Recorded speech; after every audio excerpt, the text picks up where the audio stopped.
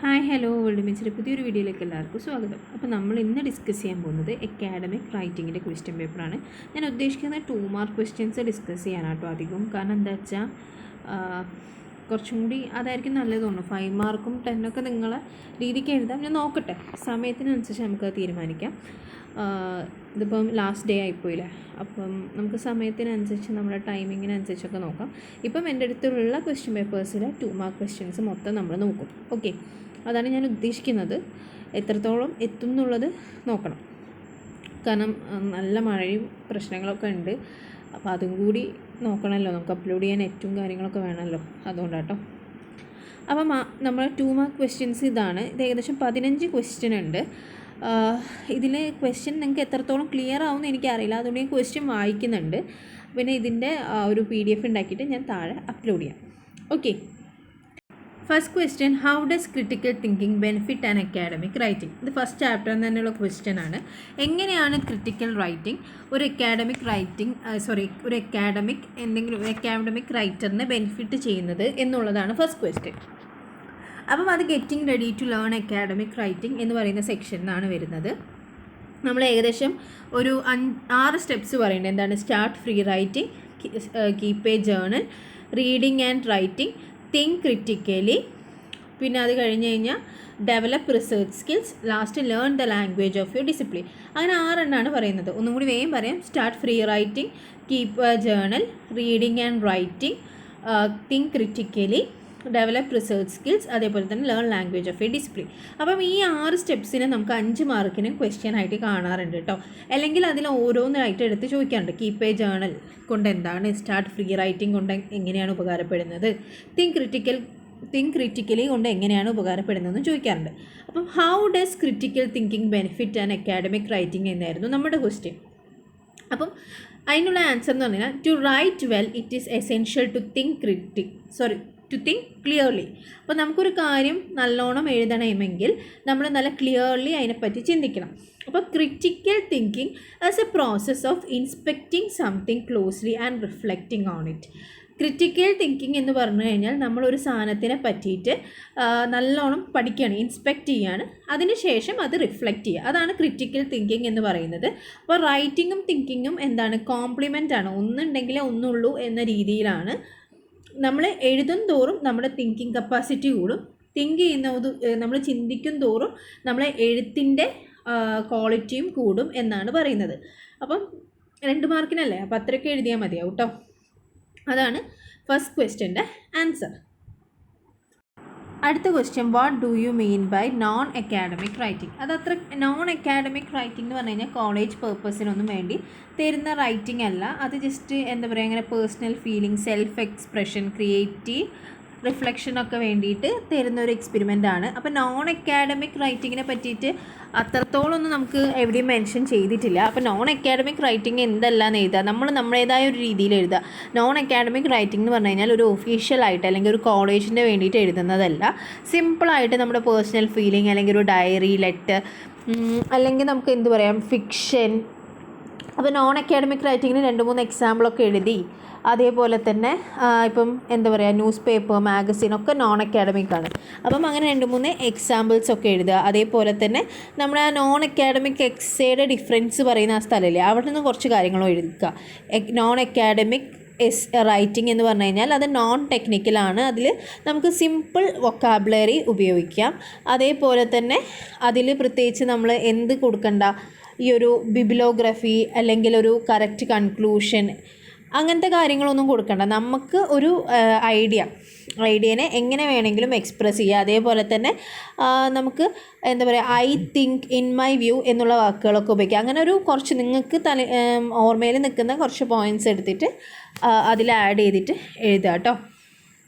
അടുത്തത്, what are the steps to excel in becoming academic writing? അപ്പോൾ നമുക്ക് academic റൈറ്റിങ്ങിൽ എക്സൽ ചെയ്യാനുള്ള സ്റ്റെപ്സ് ഏതൊക്കെയാണ്? അത് ഞാൻ നേരത്തെ പറഞ്ഞ ആ സ്റ്റെപ്സ് തന്നെയാണ് കേട്ടോ. ഫ്രീ റൈറ്റിംഗ്, ആ കാര്യങ്ങളില്ലേ, free writing, keep a journal, reading and writing, think critically, പിന്നെന്താ, ഡെവലപ്പ് റിസർച്ച് സ്കിൽസ്, അതേപോലെ തന്നെ learn the language of discipline.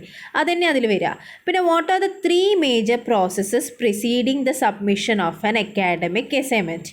അത് ഈ ഒരു ക്വസ്റ്റ്യൻ ഇമ്പോർട്ടൻ്റ് ആട്ടോ. ഇത് 2 മാർക്കിനും ചോദിക്കാം, അതേപോലെ തന്നെ 5 മാർക്കിനും ചോദിക്കാം. നമ്മൾ 2 മാർക്ക് ക്വസ്റ്റ്യൻ ആയതുകൊണ്ട് അപ്പോൾ നമുക്ക് ഇതിനെ പറ്റിയിട്ടൊക്കെ ഡീറ്റെയിൽ ആയിട്ടുണ്ട്. പ്രോസസ്സ് ഓഫ് റൈറ്റിംഗ് എന്ന് പറഞ്ഞിട്ട് ആ ഒരു pre writing, first pre writing steps in planning and essay എന്ന് പറഞ്ഞിട്ട് ഫസ്റ്റ് വന്നിരിക്കുന്നത് പ്രീ റൈറ്റിംഗ് ആണ്. പ്രീ റൈറ്റിംഗ് എന്ന് പറഞ്ഞു കഴിഞ്ഞാൽ നമ്മൾ ഇപ്പോൾ നമുക്ക് തന്നിരിക്കുന്ന ഒരു ക്വസ്റ്റ്യൻ ആണെങ്കിൽ ആ ക്വസ്റ്റ്യനെ നല്ലോണം അണ്ടർസ്റ്റാൻഡ് ചെയ്യണം, പിന്നെ അതിനെപ്പറ്റി പ്രിപ്പയർ ചെയ്യണം, പിന്നെ ബ്രെയിൻ സ്റ്റോമിങ് നടത്തണം.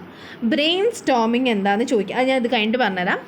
അപ്പം നമ്മൾ ബ്രെയിൻ സ്റ്റോമിങ് നടത്തണം. ഓക്കെ, അത് കഴിഞ്ഞ് ഇപ്പം നമുക്ക് തന്നിരിക്കുന്നത് ഒരു ക്വസ്റ്റ്യൻ ആയിട്ടാണെങ്കിൽ, ഇപ്പം നമുക്കൊരാൾ തന്ന ക്വസ്റ്റ്യൻ ആണ് വെച്ചത്, നമ്മളെ ടീച്ചർ തന്നൊരു ക്വസ്റ്റ്യൻ ആണെങ്കിൽ അതിനെ നമ്മളൊരു ടോപ്പിക്കായിട്ട് മാറ്റണം. ഓക്കെ, ഒരു ടോപ്പിക്കായിട്ട് മാറ്റിയിട്ട് നമ്മൾ അതിനെ പറ്റിയിട്ട് ഏകദേശം അതിൻ്റെ ഒരു ഫ്രെയിം ഉണ്ടാക്കിയെടുക്കണം. ഫ്രെയിം എന്ന് പറഞ്ഞാൽ ഏകദേശം അതിൻ്റെ ഒരു ബേസിക് ഐഡിയ ഉണ്ടാക്കിയെടുക്കണം. എന്നിട്ട് നമ്മൾ എന്താ പറയുക, അതിന് വേണ്ട ഇൻഫോർമേഷൻ ഗ്യാദർ ചെയ്യണം. എന്തൊക്കെ ഇൻഫോർമേഷൻസ് നമുക്ക് നമ്മുടെ ഈ ഒരു എസ്സേയിൽ ആവശ്യമുണ്ട് എന്ന് നോക്കിയിട്ട് വേണ്ട ഇൻഫോർമേഷൻസ് കളക്ട് ചെയ്യണം. അതിനുശേഷം ഒരു ലോജിക്കൽ ഓർഡറിൽ, നമുക്ക് വേണ്ട രീതിയിൽ ഒരു ലോജിക്കൽ ഓർഡറിൽ അതിനൊരു എന്ത് ചെയ്യണം, ഔട്ട്ലൈൻ ഉണ്ടാക്കിയെടുക്കണം. അതിനുശേഷം നമ്മുടെ തീസസ് സ്റ്റേറ്റ്മെൻറ്റ് ഏതാണെന്ന് തീരുമാനിക്കണം. പിന്നെ എന്താണ് തീസസ് സ്റ്റേറ്റ്മെൻറ്റ്? ഇവിടെ തന്നെ ഞാനൊരു ക്വസ്റ്റ്യൻ കൂടി പറയുകയാണ്. തീസസ് സ്റ്റേറ്റ്മെൻറ്റ് ചോദിക്കാറുള്ളതാണ്. തീസസ് സ്റ്റേറ്റ്മെൻറ്റ് എന്ന് പറഞ്ഞു കഴിഞ്ഞാൽ നമ്മുടെ എസ്സേയുടെ ബാക്ക് ബോൺ ആയിട്ട് പറയാം. നമ്മുടെ തീസസ് സ്റ്റേറ്റ്മെൻറ്റ് വായിക്കുന്ന സമയത്താണ് ആ ഒരു റീഡർക്ക് എന്ത് മനസ്സിലാവുന്നത്, നമ്മൾ എന്തിനെ പറ്റിയിട്ടാണ് പറയാൻ പോകുന്നത്, അല്ലെങ്കിൽ നമ്മുടെ ടോപ്പിക് എന്താ എന്ന് മനസ്സിലാവുന്നത്. അപ്പോൾ അത്രയും ഇമ്പോർട്ടൻ്റ് ആണ് തീസസ് സ്റ്റേറ്റ്മെൻറ്റ് എന്ന് പറയുന്നത്. അതേപോലെ തന്നെ ഒരു കാര്യം കൂടി ഞാൻ പറഞ്ഞുതരാം. ഞാൻ നേരത്തെ പറഞ്ഞിട്ടുണ്ടാവും ബ്രെയിൻ സ്റ്റോമിങ്. ബ്രെയിൻ സ്റ്റോമിങ് എന്ന് പറഞ്ഞാൽ ഒരു ഗ്രൂപ്പ് ആക്ടിവിറ്റിയാണ്. ഗ്രൂപ്പ് ആക്ടിവിറ്റി നമ്മളൊരു അക്കാഡമിക് റൈറ്റിംഗ് തുടങ്ങുന്നതിന് മുന്നേ നടത്തുന്ന ഒരു ഗ്രൂപ്പ് ആക്ടിവിറ്റിയാണ്. അത് ചെയ്യുന്ന എന്തിനാണെന്ന് വെച്ച് കഴിഞ്ഞാൽ നമുക്ക് ഐഡിയാസ് കളക്ട് ചെയ്യാൻ വേണ്ടി. കുറേ ആൾക്കാർ കൂടിയിരുന്ന് ഡിസ്കസ് ചെയ്യുന്ന സമയത്ത് കുറേ പുതിയ ഐഡിയാസ് വരും. അതേപോലെ തന്നെ ചില ഐഡിയാസിന് എന്തെങ്കിലും പ്രശ്നം ഉണ്ടെങ്കിലൊക്കെ അത് അങ്ങോട്ടും ഇങ്ങോട്ടും ഡിസ്കസ് ചെയ്യുന്ന സമയത്ത് ഇല്ലാണ്ടായി പോവുകയും ചെയ്യും. അപ്പോൾ ബ്രെയിൻ സ്റ്റോമിങ് ഇമ്പോർട്ടൻ്റ് ആണ്. ബ്രെയിൻ സ്റ്റോമിങ് ചോദിക്കാറുണ്ട്. അപ്പോൾ പ്രീ റൈറ്റിങ്ങിൽ അത്രയാണുള്ളത്. റൈറ്റിങ്ങിലേക്ക് വരുമ്പോൾ നമ്മുടെ തീസസ് സ്റ്റേറ്റ്മെൻറ്റിനെ നമ്മൾ ഫ്രെയിം ചെയ്യണം. അതിനുശേഷം അതിനെ സപ്പോർട്ട് ചെയ്യുന്ന രീതിയിൽ നമ്മൾ മെയിൻ പോയിൻറ്റ്സിനെ അറേഞ്ച് ചെയ്യണം. പിന്നെ നമ്മൾ ഇൻട്രൊഡക്ടറി പാരഗ്രാഫിനെ ഡ്രാഫ്റ്റ് ചെയ്യണം. അത് കഴിഞ്ഞ് ബോഡി പാരഗ്രാഫ് ഉണ്ടാക്കണം. പിന്നെ അതേപോലെ ഒരു കൺക്ലൂഡിങ് പാരഗ്രാഫ് ഉണ്ടാക്കണം. അങ്ങനെ അതൊക്കെ ഡ്രാഫ്റ്റ് ചെയ്ത് വെക്കണം. അതിനുശേഷം ലാസ്റ്റ് റിവൈസിങ്ങിൻ്റെ സമയത്ത് നമ്മൾ നമ്മുടെ റൈറ്റിങ്ങിനെ എഡിറ്റും റിവൈസും ചെയ്യണം. അപ്പോൾ നമുക്ക് എന്താ പറയുക, ടെൻസസിൽ എന്തെങ്കിലും പ്രശ്നം ഉണ്ടോ, ഇൻകൺസിസ്റ്റൻസ് ഇൻ ടെൻസസ് എന്ന് പറയാം. പിന്നെ ഗ്രാമർ, സ്പെല്ലിംഗ് മിസ്റ്റേക്സ് ഉണ്ടോ, പിന്നെ എന്താ പറയുക, നമ്മൾ റെഫറൻസ് ചെയ്തതൊക്കെ നമ്മൾ കറക്റ്റായിട്ട് മെൻഷൻ ചെയ്തിട്ടുണ്ടോ, അങ്ങനത്തെ കാര്യങ്ങളൊക്കെ ലാസ്റ്റ് റിവൈസിങ്ങിൽ ചെക്ക് ചെയ്യുക. അപ്പോൾ ഇത്രയാണ് ആ ഒരു steps in planning and essay എന്ന് പറയുന്ന ആ ഒരു ഇതിൽ വരുന്നത്. ഇത് 5 മാർക്കിനും ചോദിക്കാറുണ്ട്, അതുകൊണ്ട് അവിടെ ഇത്ര ഡീറ്റെയിൽ ആയിട്ട് പറഞ്ഞു പോയത്. അടുത്ത ക്വസ്റ്റ്യൻ എന്ന് പറയുന്നത് what is function of argumentative thesis statement. അപ്പം ആർഗ്യുമെൻറ്റേറ്റീവ് എസ്സേയിൽ തീസസ് സ്റ്റേറ്റ്മെൻറ്റ് എന്ന് പറയുന്നത് ഒരു ഓതർ ഉണ്ടാക്കുന്ന ഒരു ക്ലെയിമോ അല്ലെങ്കിൽ ആർഗ്യുമെൻറ്റോ ആയിരിക്കും. അപ്പം അത് ഓതറിൻ്റെ ക്ലെയിമാണ്. അതെന്ന് പറഞ്ഞാൽ അയാളുടെ അപ്രോച്ചാണ്, ആ ഒരു ഇഷ്യൂവിനോടോ അല്ലെങ്കിൽ ടോപ്പിക്കിനോടോ അയാളുടെ അപ്രോച്ചാണ്. ഇതിൻ്റെ മെയിൻ ഫങ്ഷൻ എന്ന് പറഞ്ഞു കഴിഞ്ഞാൽ ആ ഓതറിൻ്റെ അപ്രോച്ചിനെ മറ്റുള്ള ആൾക്കാരെ അംഗീകരിപ്പിക്കാൻ പറ്റും. മീൻസ് നമ്മളെ റീഡറിനെ കൊണ്ടും ആ ഒരു അപ്രോച്ചിനെ അക്സെപ്റ്റ് ചെയ്യിക്കാൻ പറ്റുക എന്നുള്ളതാണ് അതിൽ വലിയ കാര്യം. അതിൻ്റെ ലോജിക് മീൻസ് അതിൻ്റെ ആ ഒരു തീസസ് സ്റ്റേറ്റ്മെൻറ്റ് കൂടെ തന്നെ അക്സെപ്റ്റ് ചെയ്യിക്കാൻ പറ്റുക. ഓക്കെ, ആ ഒരു രീതിയിലാണ് അതിൻ്റെ ഫങ്ഷൻ നമുക്ക് പറയാൻ പറ്റുക. പിന്നെ പ്രത്യേകിച്ച് എന്താ പറയുക, അതൊരു അത്ര തന്നെ അതിൽ പറയാനുള്ളൂ. അല്ലാണ്ട് അതിൻ്റെ ഫങ്ഷൻ എന്താണെന്നൊക്കെ ചോദിച്ചു കഴിഞ്ഞാൽ നമ്മളെ റീഡറിനെ കൊണ്ട് അത് പെർസ്യൂഡ് ചെയ്യിക്കാൻ നോക്കുക എന്നുള്ളതാണ് അതിൻ്റെ കാര്യം.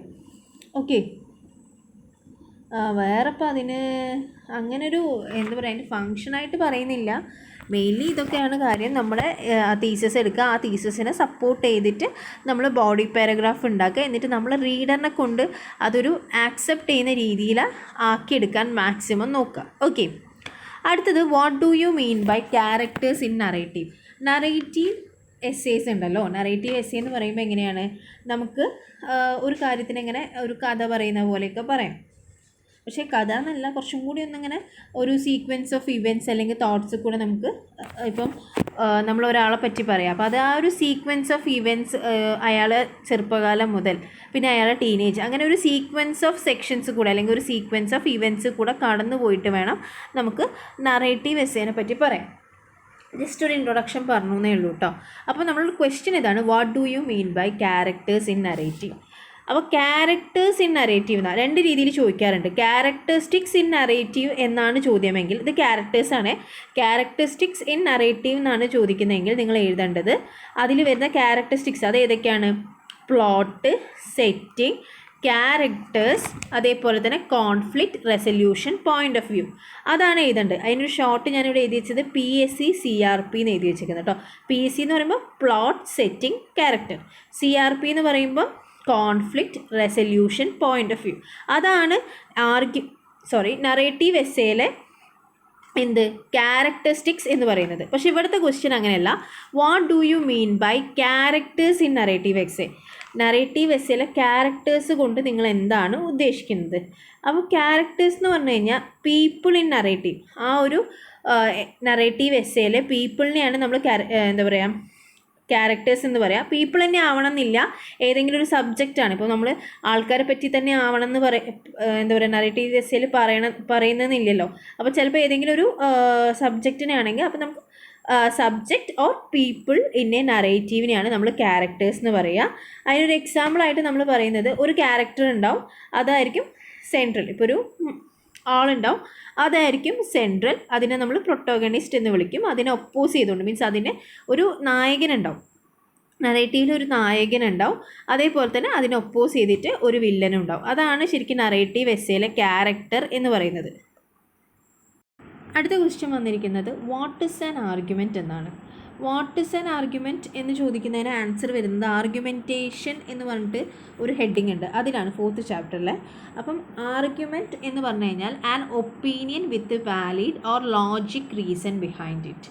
അപ്പം ഒരു വാലിഡ് ആയിട്ടുള്ളയോ അല്ലെങ്കിൽ ഒരു ലോജിക് റീസൺ ഉള്ളതിനെയോ ആണ് നമ്മൾ ആർഗ്യുമെൻറ്റ് എന്ന് പറയുക. ആർഗ്യുമെൻറ്റ് എന്തിനൊക്കെ പറ്റിയിട്ടാവാം?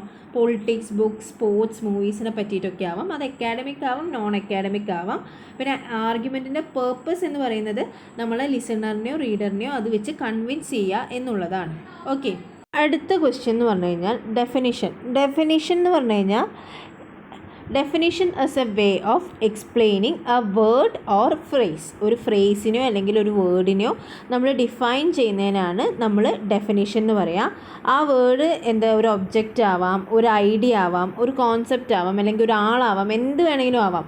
അതിനെ ഡിഫൈൻ ചെയ്യുന്നതിന് മീൻസ് അതിനെ നമ്മൾ എക്സ്പ്ലെയിൻ ചെയ്യുന്നതിനാണ് നമ്മൾ ഡെഫിനിഷൻ എന്ന് പറയുന്നത്. ഓക്കെ, അതല്ലാതെ ഡെഫിനിഷനെ പറ്റി വേറൊന്നും എഴുതണം. വാട്ട് ഈസ് ഡെഫിനിഷൻ എന്നല്ലേ നമ്മളോട് ചോദിച്ചിട്ടുള്ളൂ. അപ്പോൾ അത് മതി. പിന്നെ അടുത്തത്, എന്തുകൊണ്ടാണ് ആർഗ്യുമേറ്റീവ് റൈറ്റിങ്ങിനെ പെർസ്യൂസീവ് റൈറ്റിംഗ് എന്ന് വിളിക്കുന്നത്? അത് നമുക്ക് എല്ലാവർക്കും അറിയാവുന്ന, അത് നമുക്ക് ഞാൻ പറയുക വെച്ചാൽ ഈ ഒരു 4th ചാപ്റ്ററിൻ്റെ ലാസ്റ്റ് നമുക്ക് പോയിൻറ്റ്സ് ടു റിമെമ്പർ ഉണ്ടല്ലോ, അതിൽ കറക്റ്റായിട്ട് നമുക്കൊരു സെൻറ്റൻസ് ആയിട്ട് തന്നിട്ടുണ്ട്. ആർഗ്യുമേറ്റീവ് writing is also called as persuasive writing because one of the foremost objectives of argumentative writing is to persuade the reader to think in the way the writer want them to think. അപ്പം ആർഗ്യുമേറ്റീവ് റൈറ്റിങ്ങിൻ്റെ ഉദ്ദേശം എന്ന് പറഞ്ഞു കഴിഞ്ഞാൽ എങ്ങനെയാണോ എഴുത്തുകാരൻ എഴുതുന്നത് അതേപോലെ തന്നെ ആ ഒരു റീഡറിനെ കൊണ്ട് അത് അംഗീകരിപ്പിക്കുക എന്നുള്ളതാണ്. ഓക്കെ, അതുകൊണ്ടാണ് ആർഗ്യുമേറ്റീവ് റൈറ്റിങ്ങിന് നമ്മൾ പെർസ്യൂഡിങ് റൈറ്റിംഗ് എന്ന് പറയുന്നത്. ഓക്കെ, ഇതിലുണ്ടല്ലോ how can academic writing be made more effective എന്നുള്ള ക്വസ്റ്റ്യൻ്റെ ആൻസറിൽ എനിക്കിത്തിരി കൺഫ്യൂഷൻ ഉണ്ട് കേട്ടോ. അപ്പം എന്താ പറയുക, എഫക്റ്റീവ് എന്ന് പറയുമ്പം നമ്മൾ നേരത്തെ പറഞ്ഞ ആ ഒരു സംഭവം നമുക്ക് ഉപയോഗിക്കാൻ പറ്റുമോ? സ്റ്റാർട്ട് ഫ്രീ റൈറ്റിംഗ് അത് ഉപയോഗിക്കാൻ പറ്റുമോ എന്നറിയില്ല. അതേപോലെ തന്നെ റിവൈസിങ് ചെയ്യുന്ന സമയത്ത് നമ്മൾ പല സ്റ്റെപ്സ് ഉപയോഗിക്കുന്നുണ്ടല്ലോ. ഇനി അതാണോ എന്നുള്ളൊരു കൺഫ്യൂഷൻ എനിക്കുണ്ട്. അപ്പോൾ അത് ആരെങ്കിലും അറിയെങ്കിൽ ഒന്ന് ഷെയർ ചെയ്ത് തരണേ. ഞാൻ പറഞ്ഞല്ലോ ഇംഗ്ലീഷിൽ ഞാൻ അത്രത്തോളം സ്റ്റേബിൾ അല്ല, അപ്പോൾ എനിക്കറിയാത്ത ഞാൻ അറിയില്ല എന്ന് തന്നെ പറയുകയാണ്. അപ്പോൾ നിങ്ങൾക്ക് അറിയെങ്കിൽ എനിക്ക് പറഞ്ഞു തന്നാൽ എനിക്കും യൂസ്ഫുൾ ആയിരിക്കും കേട്ടോ.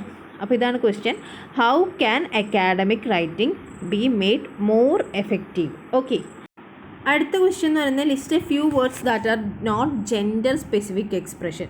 അതിന് നമുക്ക് ഫയർ ഫൈറ്റർ എക്സാമ്പിളാണ്. പിന്നെ ചെയർപേഴ്സൺ, അതേപോലെ തന്നെ പോയറ്റ്, പിന്നെ security guard, principal, homemaker, lay person, police officer, postal worker, അങ്ങനത്തെയൊക്കെയാണ് അതിന് എക്സാമ്പിളായിട്ട് വരുന്നത് കേട്ടോ.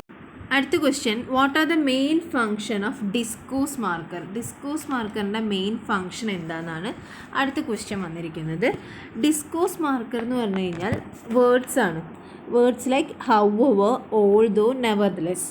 അപ്പോൾ ഇതിൻ്റെ ഫങ്ഷൻ എന്ന് പറഞ്ഞു കഴിഞ്ഞാൽ ഓരോ ഫ്രേസസിനെ അല്ലെങ്കിൽ സെൻറ്റൻസിനെ തമ്മിൽ കണക്റ്റ് ചെയ്യുക എന്നുള്ളതാണ് ഡിസ്കോഴ്സ് മാർക്കറിൻ്റെ ഫങ്ഷൻ. അതിന് എക്സാമ്പിളാണ് ഹൗവർ, ഓൾദോ, അങ്ങനത്തെ വാക്കുകളൊക്കെ. അപ്പം ഇവരെ നമുക്കൊരു ഗ്ലൂ പോലെ കണക്കാക്കാം. റൈറ്റിങ്ങിനെ തമ്മിൽ കണക്റ്റ് ചെയ്യാൻ വേണ്ടി ഉപയോഗിക്കുന്ന ഒരു ഗ്ലൂ പോലെ നമുക്ക് ഡിസ്കോഴ്സ് മാർക്കറിനെ കൺസിഡർ ചെയ്യാം. അടുത്ത ക്വസ്റ്റ്യൻ എന്ന് പറഞ്ഞാൽ വാട്ട് ഇസ് എ സെൻറ്റൻസ്? എന്താണ് സെൻറ്റൻസ് എന്ന് പറഞ്ഞു കഴിഞ്ഞാൽ? സെൻറ്റൻസ് എന്ന് പറഞ്ഞു കഴിഞ്ഞാൽ A set of words containing A subject, A verb and A idea. അപ്പം എന്താണ് ഡിഫൈൻ എ സെൻറ്റൻസ് എന്ന് പറഞ്ഞു കഴിഞ്ഞാൽ A set of words containing A subject, verb and an idea. Okay, അടുത്ത ക്വസ്റ്റ്യൻ ഡിഫൈൻ പാരലിസം ആണ്. അപ്പോൾ പാരലിസം എന്ന് പറഞ്ഞു കഴിഞ്ഞാൽ ഒരു സ്റ്റൈലിസ്റ്റിക് ഫീച്ചറാണ്. എന്താ പറയുക, അവിടെ ഐഡിയാസിനെ നമ്മൾ പ്രസൻറ്റ് ചെയ്യുന്നത് ഗ്രാമാറ്റിക്കലി അല്ലെങ്കിൽ സ്ട്രക്ചറലി സിമിലർ ആയിട്ടുള്ള വേർഡ്സും എക്സ്പ്രഷൻസും ഉപയോഗിച്ചിട്ടാണ്. അപ്പം parallelism is a stylistic feature in writing where ideas are presented in grammatically or structurally identical words and expression. അതാണ് പാരലിസം. അപ്പോൾ അങ്ങനെ നമ്മൾ 15 ക്വസ്റ്റ്യൻസ്, 15 ഒരു ക്വസ്റ്റ്യൻ എനിക്ക് അറിയില്ല, ഞാൻ പറഞ്ഞിട്ടുണ്ട്. അപ്പോൾ അറിയുന്നവർ എനിക്കൊന്ന് പറഞ്ഞു തരണം. അപ്പോൾ 15 ക്വസ്റ്റ്യൻസ് നമ്മളിവിടെ ഡിസ്കസ് ചെയ്ത് തീരുക കേട്ടോ. അത്യാവശ്യം ക്ലിയർ ആയിട്ടുണ്ടാവും, നിങ്ങൾക്കൊരു ഐഡിയ കിട്ടുമെന്ന് വിചാരിക്കണോ. എന്താ പറയുക, അങ്ങനെ കംപ്ലീറ്റ് ആയിട്ട് ക്ലിയർ ആവുമെന്ന് ഞാൻ പറയുന്നില്ല, എന്നാലും ഒരു ഐഡിയ കിട്ടുമായിരിക്കും. പാരലിസത്തിന് എക്സാമ്പിൾ വേണോ? ഓക്കെ, ഒരു എക്സാമ്പിൾ ഞാൻ പറഞ്ഞുതരാം. He used his Saturdays for practising, playing and eating. കണ്ടോ, ഒരേപോലെ പ്രാക്ടീസിങ്, പ്ലേയിങ്, ഈറ്റിംഗ്. അപ്പോൾ ഗ്രാമാറ്റിക്കലി സിമിലറായി. ഇനി അതേപോലെ തന്നെ ഇപ്പം അടുത്ത എക്സാമ്പിൾ നോക്കിയേ. Faiz loves cricket, football and reading books. അപ്പോൾ അത് തമ്മിലൊരു സുഖമില്ലല്ലോ, അതുകൊണ്ട് Faiz loves cricket, football, volleyball. അപ്പോൾ മൂന്നും ഗെയിം തന്നെയല്ലേ. അങ്ങനെ സ്ട്രക്ചറലി അല്ലെങ്കിൽ ഗ്രാമാറ്റിക്കലി ഐഡൻറ്റിക്കൽ വേർഡ്സിനെയാണ് നമ്മൾ പാരലിസം എന്ന് പറയുന്നത്. മീൻസ് പാരലിസം എന്ന് പറയുന്ന ഒരു ഫീച്ചറാണ്, സ്റ്റൈലിന് വേണ്ടി നമ്മൾ ഉപയോഗിക്കുന്ന ഒരു ഫീച്ചറാണ്. അതിൽ നമ്മൾ ഇങ്ങനെ സിമിലർ ആയിട്ടുള്ള വേർഡ്സിനെയാണ് ഉപയോഗിക്കുക. അപ്പം ഈ ഒരു അപ്പം ഞാൻ ജസ്റ്റ് ഇത് ചെയ്തു എന്നേ ഉള്ളൂ, ജസ്റ്റ് ക്വസ്റ്റ്യൻസ് ഷെയർ ചെയ്തു എന്നേ ഉള്ളൂ. അല്ലാണ്ട് എന്താ പറയുക, ക്ലിയർ ആയിട്ട് എക്സ്പ്ലനേഷനൊന്നും ആയിരിക്കില്ല. എന്നാലും നിങ്ങൾക്ക് ക്വസ്റ്റ്യൻസ് കണ്ടൊരു പരിചയം, ഒന്ന് ആൻസേഴ്സ് കിട്ടുകയും ചെയ്യുമല്ലോ, അത്രയും ഞാൻ ഉദ്ദേശിച്ചിട്ടുള്ളൂ കേട്ടോ. ചെറിയ ചെറിയ തെറ്റുകളൊക്കെ ഉണ്ടാവും, ഒക്കെ ക്ഷമിക്കണം. അപ്പോൾ അത്രയേ ഉള്ളൂ. അപ്പോൾ നിങ്ങൾ വീഡിയോ കണ്ട് ഇഷ്ടമാവുകയാണെങ്കിൽ കമൻറ്റ് ബോക്സിൽ കമൻറ്റ് ചെയ്യുക. അതേപോലെ ആൻസർ പറഞ്ഞു തരിക. അടുത്ത വീഡിയോ കാണുന്നവരെ എല്ലാവരും ബൈ.